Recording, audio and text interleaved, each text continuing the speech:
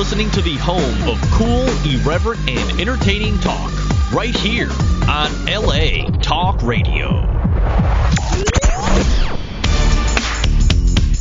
You're listening to The Art of Love with your host, Lucia, right here on LA Talk Radio.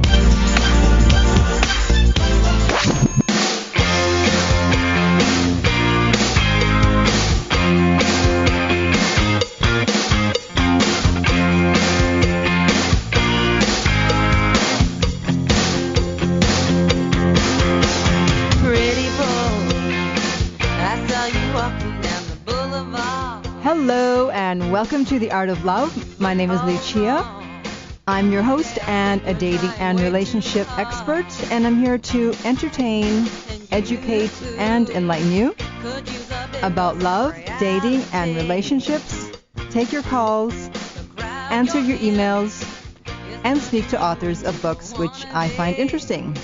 And this week, we are going to help the men. We're going to help the men get some game. But not player game, good game. There's good game and bad game.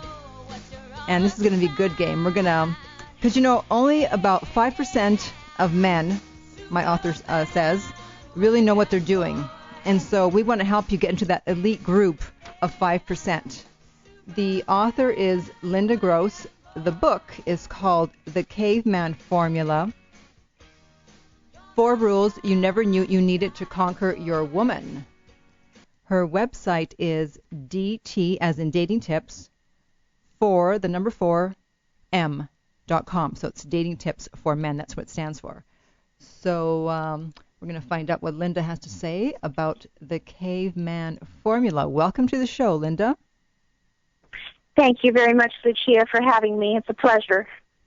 All right. So Linda is a top 10 blogger who writes the popular column Dating Tips for Men. She's a men's advocate with a degree in psychology from UCLA.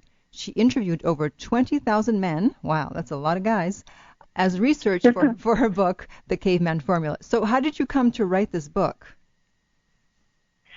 Well, it actually came out of necessity. I was in a long-term marriage and got on the dating scene myself, and have always been curious about gender differences, gender differences subjects. And I think since women's lib, a lot of women from the 70s tried to brainwash the public by saying that the sexes are the same. The sexes are the same. We think the same way. We act the same way. We're the same. And what I've come to find out through my research is, no, not. I mean, if we really were the same, nature isn't stupid. They would have just made one sex. So my research took me back to 10,000 years ago, because a lot of my men on the site, on my website, were saying, how can you write rules to win over a woman, and women are so complex, and women are so different, and how can you write just one set of rules that covers it all? So in order to do that, I went back 10,000 years ago to try to figure out, why we act the way we do. And it turns out that a lot of it really is nature, meaning that we are biologically pre-programmed and predestined to behave in certain ways. So I reveal what those secrets are.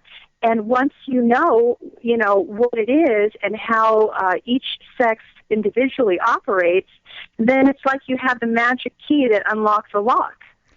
Everything becomes very apparent and very easy to do and understand. And then that way you're not frustrated, you're not, confused, and you're not operating from a place of fear. You're operating from a place of, oh, well, that's how it is. Now I get it. Mm-hmm. And then you can move forward and be powerful and successful. Yeah, and you always hear men say, oh, I just don't understand women. And my response to that is, and let me know if you agree or disagree, I say, listen, women are very easy to understand. If she's acting a certain way, more often than not, it's because she feels insecure. Would you agree? I think there is a fair amount of that, and I do side with the men on this point. Men like to hear conversation in a straight way. In fact, those of you who are in business, you'll go to a business meeting and they'll say things like, just give me the bottom line, just get to the point. So men are very linear. They want a short distance between A and B. They want it linear, and they want the bottom line answer on what am I supposed to do, or what are you talking about, or what is the issue. Unfortunately, women are the complete opposite of that. Women don't like to be linear because women they feel that if they're that linear and that direct, that they're going to be labeled a bitch, or that they're going to enter into a confrontation. And so from a woman's makeup to be that linear and that direct, it's confrontational, even though it might not be, but that's how women interpret it. So when men say we don't understand women, it's because women are giving this 4-page answer on what they want, and you've lost the men. That they don't understand. Their brains don't work that way. Right. Now, you said that women are apprehensive about dating a guy when they first meet him. Why is that? Well, they're trying to size him up on quite a few different levels. I mean, for men, it's pretty easy. They're going to size you up based on what you look like. They will find out about your personality after you pass the what do you look like test. So, and, I know a lot of women get upset with that, but they're doing it from a biological point of view, which is this woman fit enough to bear the next generation? They don't know that's why they're doing it, but biologically that's why men size up women based on their looks first. With regard to women, it's kind of the opposite. I mean, she's looking at, character traits and consistency and, whether you're returning the calls, whether you keep, returning the calls, that sort of thing. So there's probably women are evaluating men on like 40, pulse points rather than just 1 or 2 that men are evaluating you on.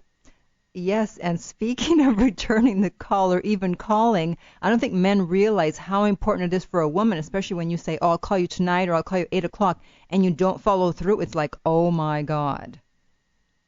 Yeah, it's very nerve-wracking. Probably the biggest nerve-wracking day was the day after the first sex episode, because you really kind of never know if they liked it, they hated it, they liked you, they didn't like you.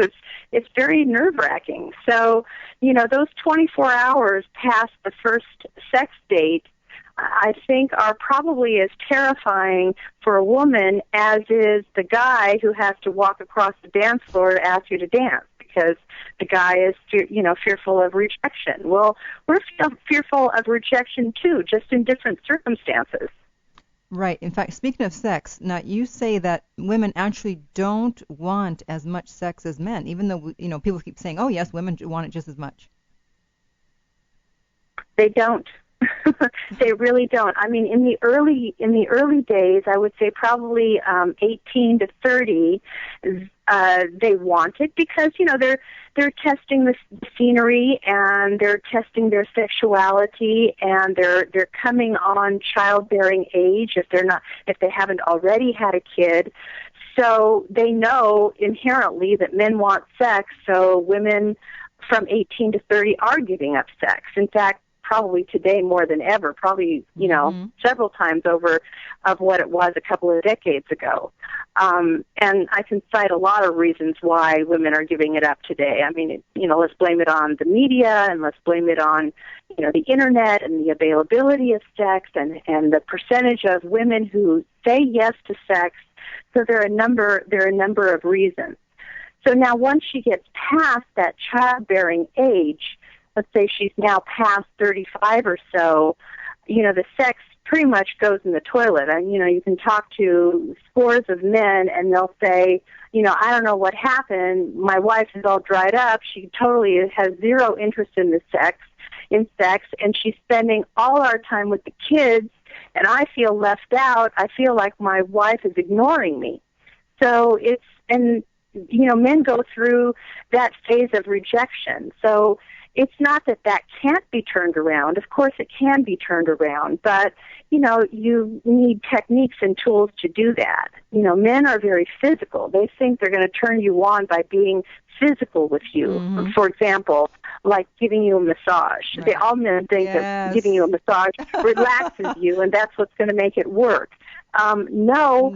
The way that women get turned on is what's between her ears.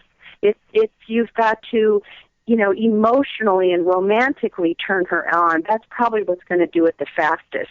I mean, if it means reading, 50 Shades of Grey together, or giving her a romance novel that has, fast-paced, hard, super sexy sex in it, and that's what stimulates her, gets her to fantasize. I think women get turned on with what's in their head. So it's not a physical thing for women. No, if you say, I'll give you a massage, I'm like, fine, give me a massage, and then I'll just take the massage and say, thank you very much. Right. We don't relate the two things. Right. And then, to get back to your question, it's like then you go through the premenopause stage, 42 to 52, then there's another hormone change in the woman's body, and again, you've lost another giant percentage of women who are absolutely no longer interested in sex. Now, all of this can be reversed, and probably at some point I'll write the woman's book and show ways that it can be reversed. But I'm just saying the general population with no further input than what's going on between their marital lives or relationship lives with their partner, I would say if she's saying she wants as much sex as you, it's a lie. It's probably because she wants her child to go to this school district, or she wants this roof over her head that you can provide, or she wants this security because you have insurance and she needs insurance. So it's not because they want more sex. It's not. The women often have a secret agenda that has nothing to do with sex, and that's why they're doing the sex. Right. Okay. So I mean, unless you're like the 5% of lovers out there that are just going to give her a screaming orgasm, and you're just the best stud in town, then maybe fine. that percentage I'm going to say yes. Right. Wouldn't we all want that? But there are many, many surveys that have come out. In fact, one comes to mind that came out about 18 months ago, and they said only 70% of women are satisfied in the bedroom. 70%. So they can't tell me that women want sex as much as you. I mean, if you're going to hop in that 30%, then they would. Of course they would. They're not stupid. They like pleasure just as much as the men like pleasure. Right. But so few men are willing to go there to find out what those techniques are to be in that top 30%. Right. So, okay, continuing with the sex theme, you said that, men try to control women when it comes to sex, and they have a lot of ways of doing it, a lot of things they say. So what are some of those things they do or they say? Yes. Well, I mean, a lot of men are going to, try to sway the woman or use deceit or use lies to get the woman to have sex with them. But I'm here to teach the men that just because, a lot of those players or a lot of the artists, the pickup artists, that my counterparts, my male counterparts, try to use a lot of those lines on women to get to have sex with them. And I'm here to say to them, it's not necessary. You don't have to resort to using lies and deceit to, win over the woman or to have sex with her. So, I mean, in the book it goes over what those 4 secrets are, what those 4 steps are. If the man is consistently using those 4 steps that I reveal in the book, then, she probably can't wait till you get home. So it's just a matter of, knowing that we are different, and here are the 4 steps that you need to do to make this happen. Right, and we'll get to some of those later. Yeah, but I was thinking about like the lines that you have in the book, because I didn't realize once I started reading all those lines, I was like, oh my God, there's so many things that guys say to pressure the woman, like just put in the tip or just hold it in your hand, and I'm sure you know all of them. I don't remember all of them. Right, I'm gonna pull out, and no one's gonna know, and yeah, I know there's I don't know, there's probably like 20, 30, 40 that I listed in the book what those lines are. So they have quite a few in their repertoire. Yeah. Okay, now what about women becoming the aggressors today? Why do you think that's happening? The aggressors in business or aggressors in the bedroom, do you think? I'm talking about in dating. They're willing to in dating. Yeah, they're willing to, call the guy. Well, the jump point for writing my book was, during Women's Lib, which was the early 70s. I was a little girl then, and I just kind of shook my head, what are these women talking about? Why are they thinking that they don't have the power when in reality women do have power? We have a lot of power. So I think, why are they the aggressors? Some of the myths that were created back in women's lib days, the sexes are equal, I don't need you, I can raise my son myself, the dad is a horrible dad, it's I don't want that dad anywhere near my son, all these myths that were created. Unfortunately, 3-4 decades of all these lies have resulted in today's men. For a great majority of today's men, they're not strong anymore because they have been, feminized and womanized and, oh, we love it if you cry, and, oh, we love it if you hold our purse at the mall, and, oh, would you walk my little purse dog, around the block for me? So, the men have become weaker and weaker. It's the first time in our history, as of about 5 years ago, where women are entering into colleges and universities at a greater rate than men are, and that they've just, there are some women who have gotten very dominant and very strong, and there's very few dominant and strong men left, which is another reason why I wrote the book, because I want to reverse that, because I think it goes against nature. I mean, men are bigger, badder, stronger, taller, faster, whatever, for a reason. There is a reason. And I don't care if that woman is making $250,000 and she's the corporate exec and what have you. She still wants somebody who is a little bit stronger or more confident or more protective than she is, more aggressive than she is. Right. It only needs to be 1 or 2% more. But the relationship works best when the guy is just a little bit more the aggressor and the strong one than she. So do guys want women to call or no? Guys want women to call because they think it's easy. And I think I go over this in my book too, because, one of the fears that guys have is that he's going to be rejected. If he calls, he's going to be rejected. So that fear of rejection is pretty strong in a guy's life. So they think, oh, well, I'll just give her my number. She can call me. But you know what? It doesn't work that way. And the primary reason why it doesn't work that way is because our brains are wired differently. Like I was saying, men's brains are wired in a linear fashion. And they live on the logical side of their brain 90% of the time. So you call them, they're at work, they're head deep in whatever they're working on. So a call such as this, such as his lady friend who's calling, they have to stop what they're doing, go on the complete opposite end of the brain, the emotional side of the brain, to be able to take that call. And it's really like an effort. It literally is like crossing a bridge. He's on this landmass and he's crossing the bridge to the other landmass. That's how men's brains are wired. Women's brains are not wired that way. Yes, they both have the left brain and the right brain, but there's no bridge there. So that means that the woman can cross over back and forth from the logical side to the emo side without any hesitation or without skipping a beat.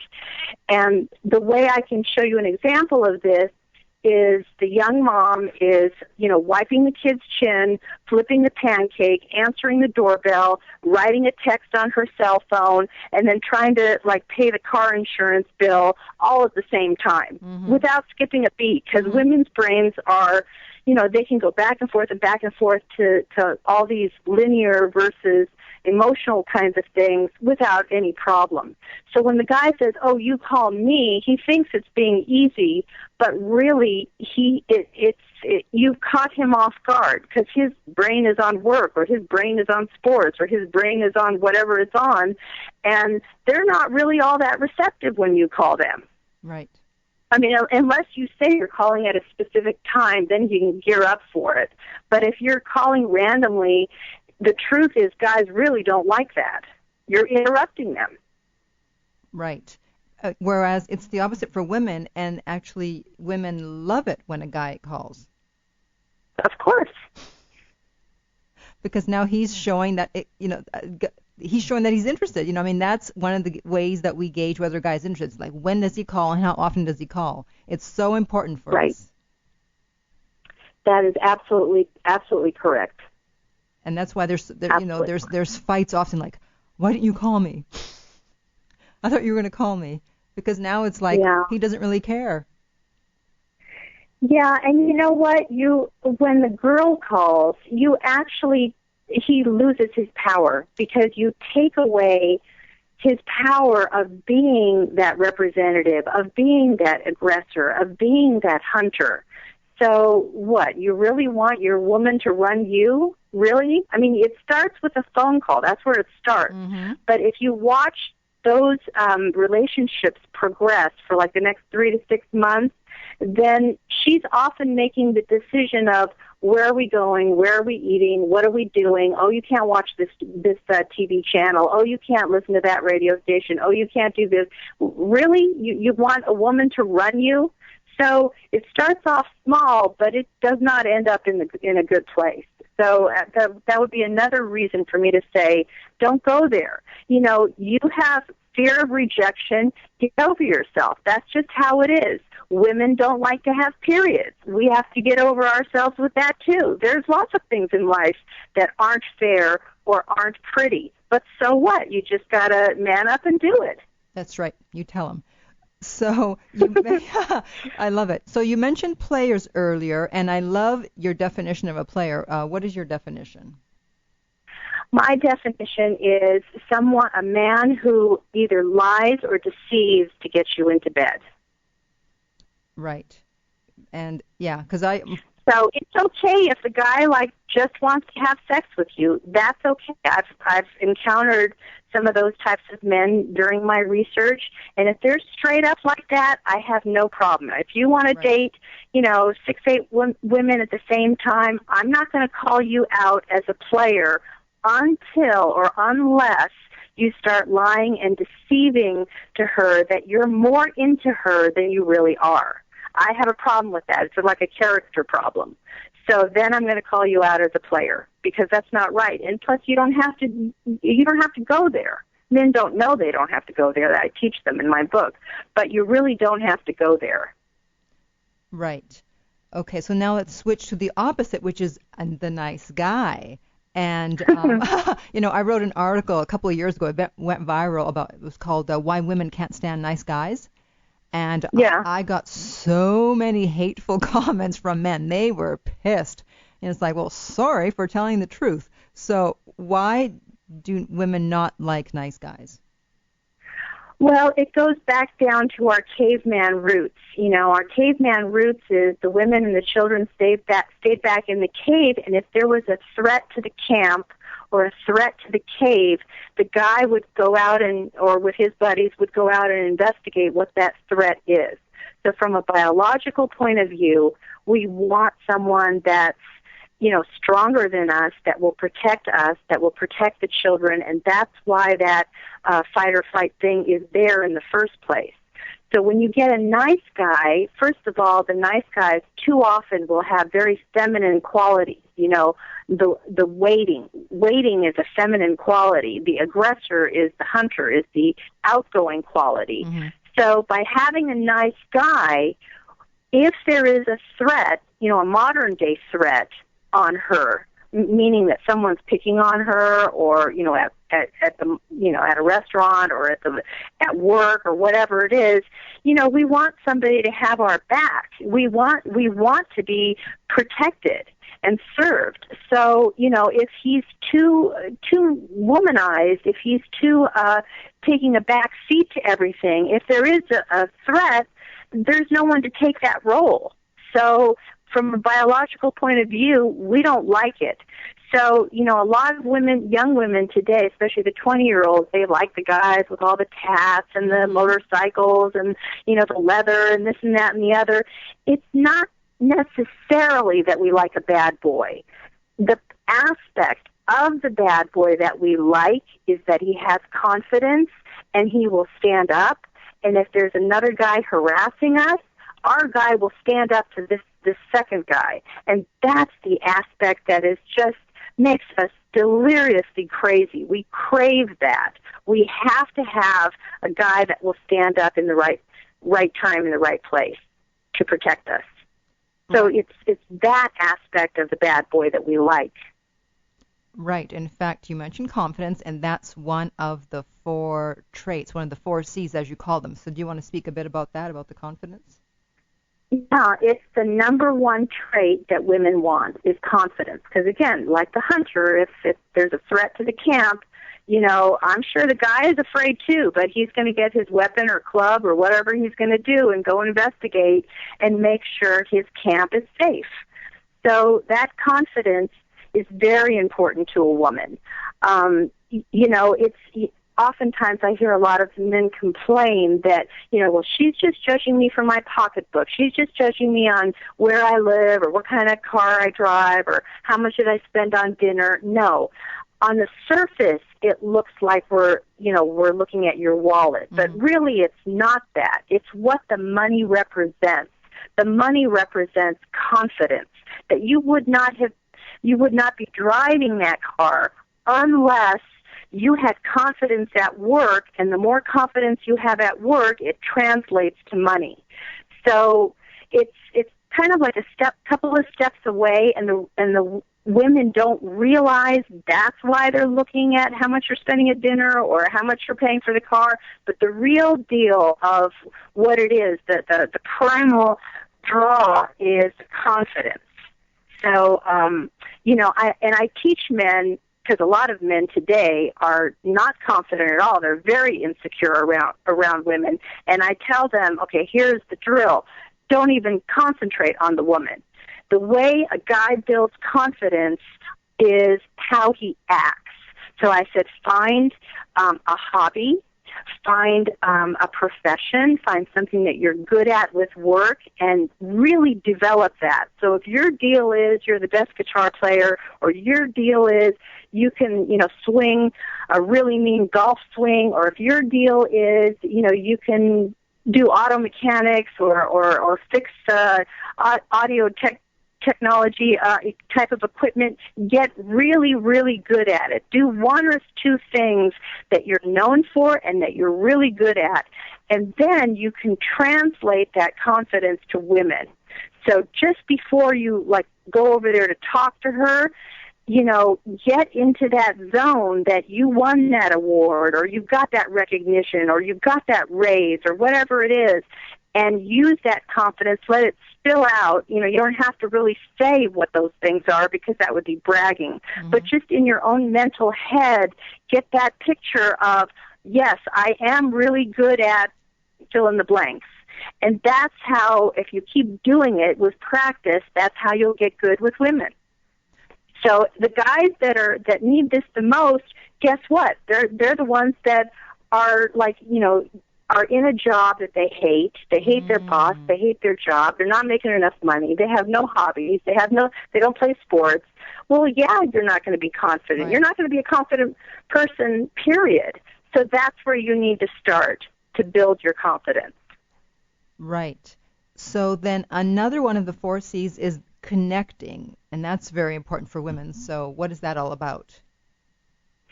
Yeah, before you go walk up to her, find something in the room that you have in common. The more you have in common with her, it's an opportunity for you to use that as the icebreaker.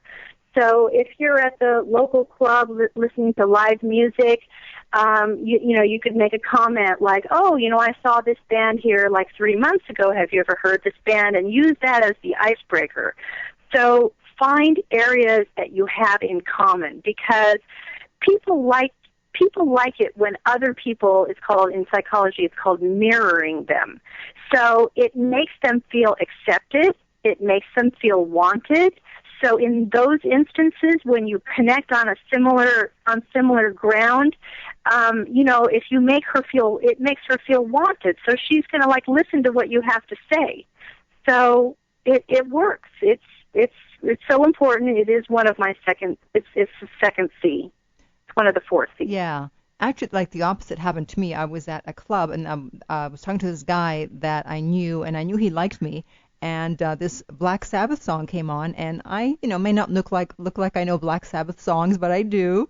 And so I started singing along, and he was like, "You know Black Sabbath? Do you like their songs?" I'm like, "Yeah." And he looked like he fell in love right then and there. Like he couldn't believe that I was into Black Sabbath, and that was obviously one of his favorite groups. Right. Awesome. Yeah. No, it definitely works. And by the way, guys, this absolutely works really well in business too. If you're trying to win over a client or win over your boss, it really works. I mean, the recipient feels, respected and heard. I mean, you can't get any better than that. So you have to, when you're entering a room, when you're entering, a conference, when you're entering, getting in a relationship with somebody, you better connect on that level. So on date number 2, if she's saying, oh, it's my grandmother's 80th birthday coming up, and, I know she likes this particular pattern of china and this, that, and the other, and she broke her favorite piece, so I want to replace that piece that she broke for her upcoming party. So maybe on date number 3, you will remember to bring that up. You'll say, oh, did you ever find your grandma's piece that got broken? Or how did your grandma's, birthday party go? Or so then, again, she feels accepted and wanted and heard. So that's an example of how to connect with her. Find that commonality. I mean, it's just music to our ears. We love stuff like that. Absolutely. So now the complaints I often hear from women is, he doesn't act the same way he did in the beginning. He stopped courting me. So why do men stop courting, and why do women need continual reinforcement? Again, I'm going to call biology into the matter. Back in caveman days, biologically speaking, let's say there's, 50 women at the camp. So because of men's biology, their biology is driven to have sex. The reason why they're driven to have sex is for the continuance of the species. They didn't want to die out. So the way that their anatomy works is, they could probably have sex 3 times a day. Maybe if you're really virile, maybe you can have it 4 times a day. So those 50 women at the camp, they're going to do everything in their power to be an attention magnet to pick me. So in that sense, the men are driven to, sow their oats, so to speak, to continue the species.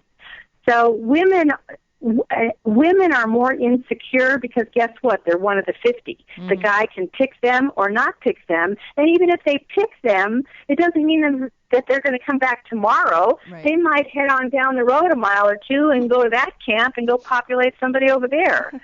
So same thing in modern times.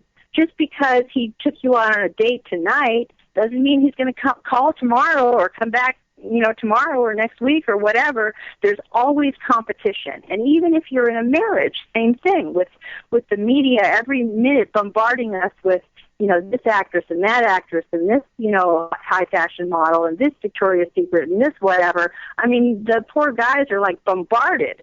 So for them to keep interest with just one person, it's really kind of not in their nature. They really have to go against nature to be monogamous. So that's why women are insecure that way.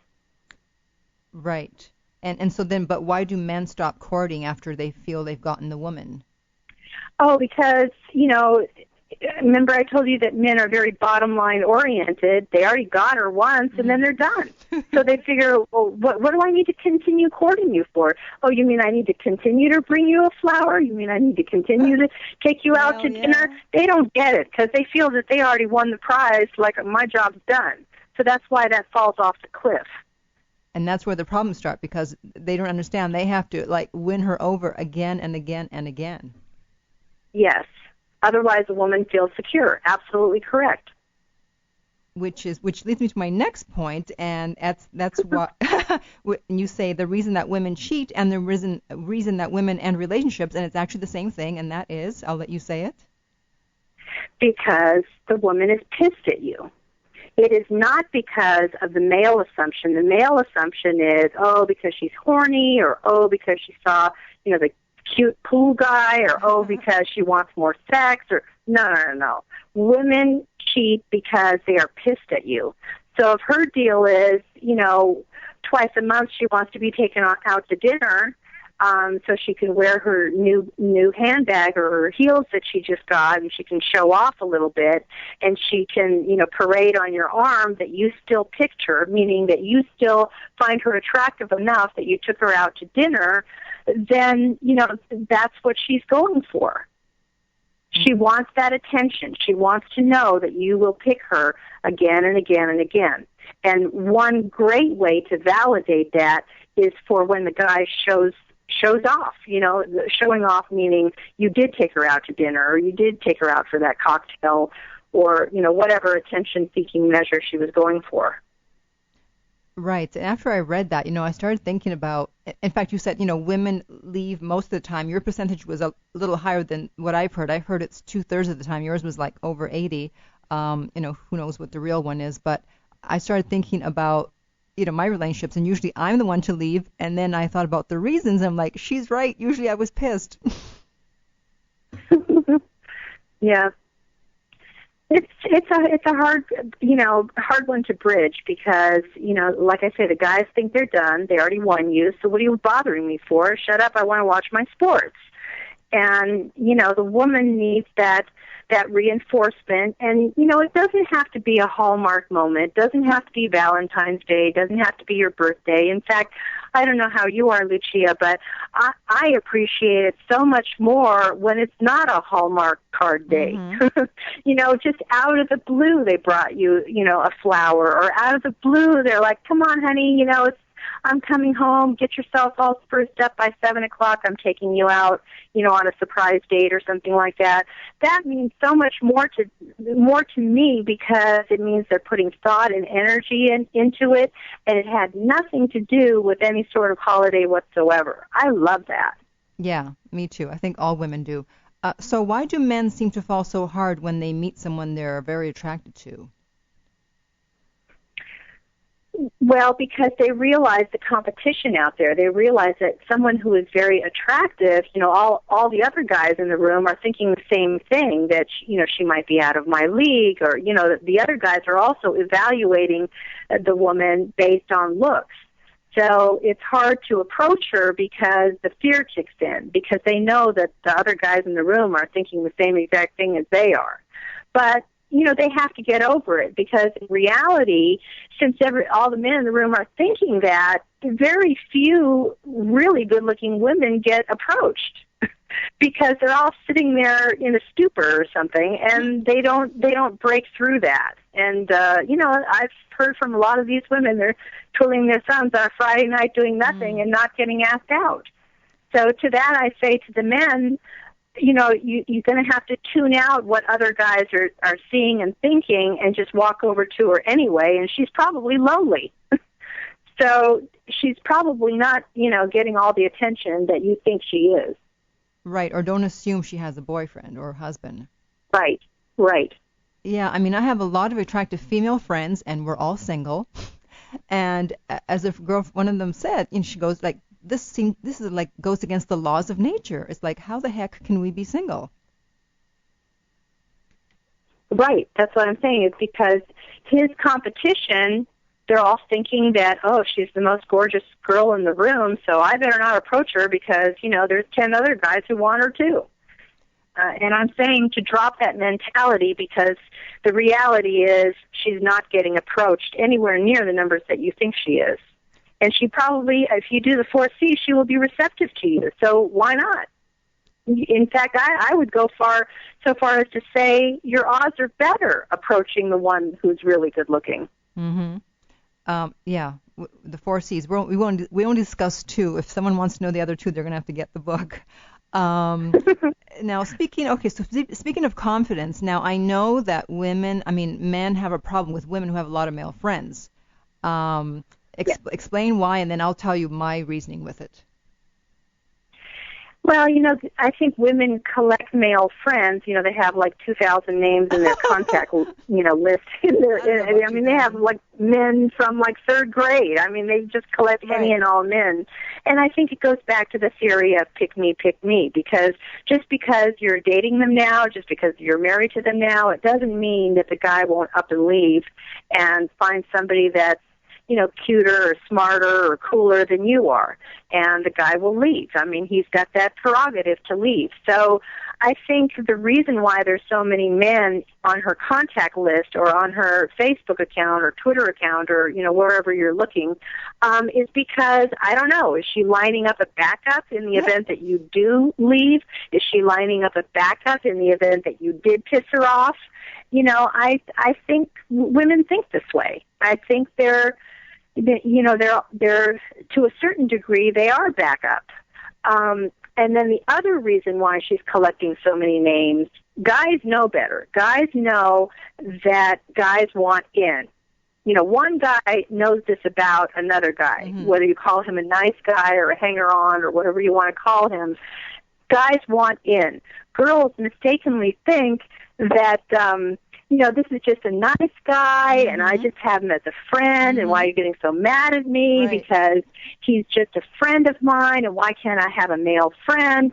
But guys know better, because no matter how quiet or how shy that guy is or how nice that guy is, the second guy wants in your pants. And women don't get that. They think, I can just have a male friend just as easily as I have a female friend. No, you can't. Because at the end of the day, that nice guy, quote-unquote male friend still wants in.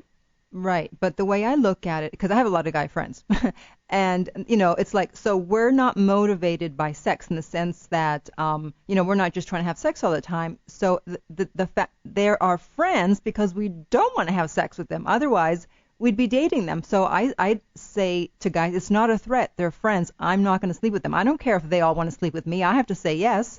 And so I'm not going to sleep with them, so there's nothing to worry about. Right, but that's from the woman's point of view. I do agree with you, but that's from the woman's point of view. The guy, your male partner guy knows better. That the hanger-on guy, the other guy in the picture, he knows that the hanger-on guy wants sex with you. Yeah, but because no guy is going to stick around forever if he's not going to get any. That's just kind of how it works. His job is to get in. So from the female point of view, yes, we can have male friends, but from the male point of view, typically men don't have, unless they're gay, they don't have female friends. They're there to get their job done. They're there to get in. Right. Well, so then does that mean that if a guy has female friends, you should suspect that he's trying to have sex with them, or he has had sex with them? It's very likely, yes, or that he potentially wants to have sex with them. Maybe he hasn't done the deed yet, but yes, it's very likely. See, works both ways. Okay, so why do men say that it's hard to find a woman who's both smart and beautiful? Well, from a biological point of view, women don't have to be smart and beautiful. Just watch one of these Hugh Hefner shows with all the little bimbos running around. They can be gorgeous all they want.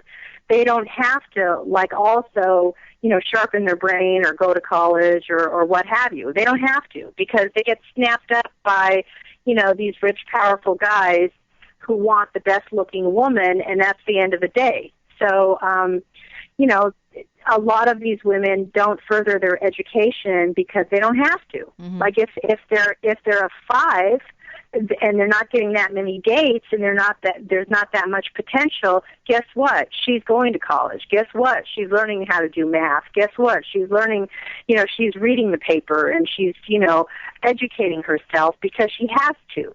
Because, the looks factor is kind of low. So when the looks factor is low, the intelligence factor has to go up.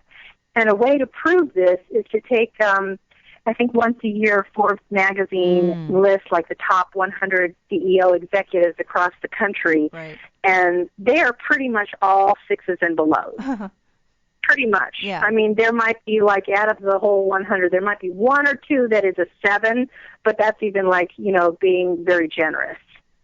Well, the only attractive female older CEO that I saw was the one that used to own La Prairie Cosmetics. Do you remember that? Okay.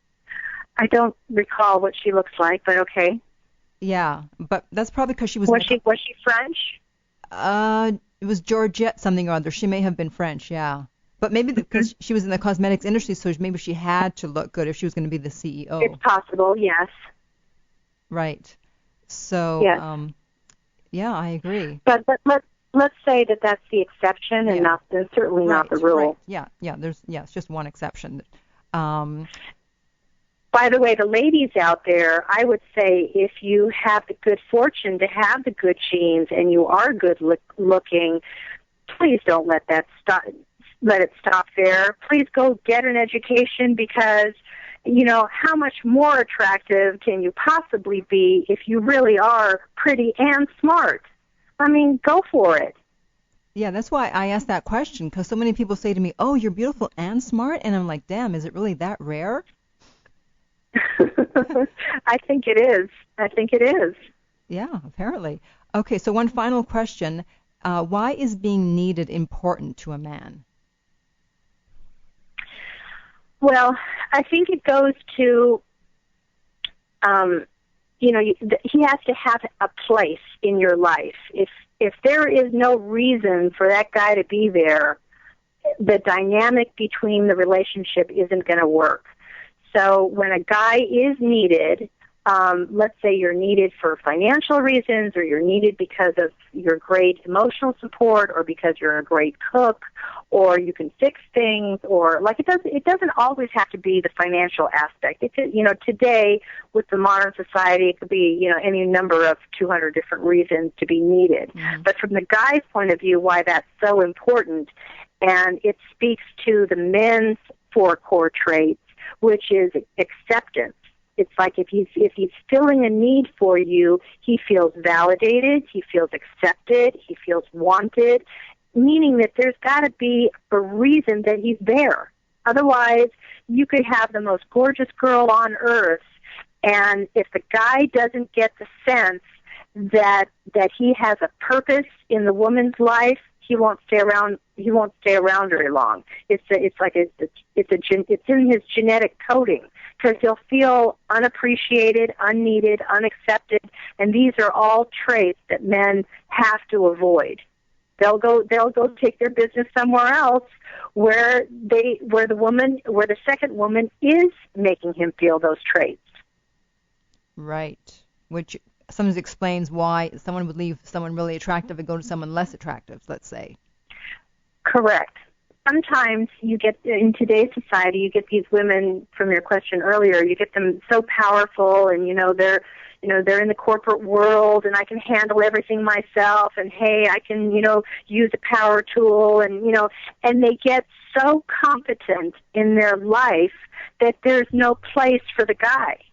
And that can only last so long. He will up and leave and go to somebody who's like not educated, not all that good looking, and like you say, all these traits that he originally had with woman number 1, he doesn't have with woman number 2. But guess what? Woman number 2 is doing an all important the men's core need, which is making him feel validated and accepted and needed.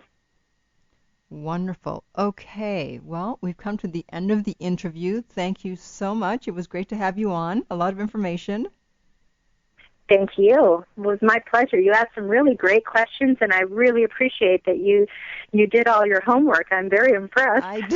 Yeah, you were shocked. Did I throw you off with a couple of questions? I really was, because a lot of people, they read the synopsis or they read the press release or what have you, and away you go. But no, you really tore into the meat of all these juicy subjects, and I really appreciate that. It shows that you're really a valuable talk show host. Well, thank you. Yeah, I mean, the book is just great. I really highly recommend it. It's available on Amazon. We're going to put the link on the LA Talk Radio website. Again, it's called The Caveman Formula, 4 Rules You Never Knew You Needed to Conquer Your Woman.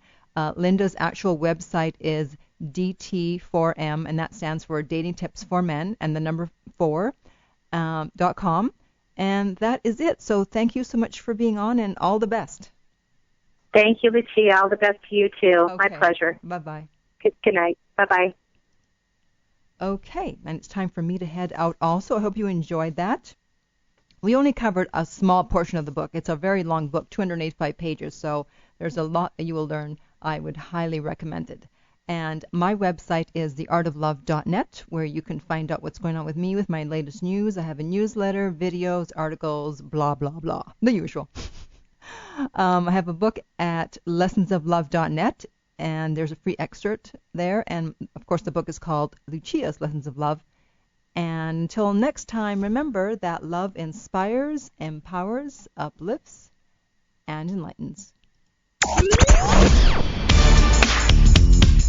You're listening to The Art of Love with your host, Lucia, right here on LA Talk Radio.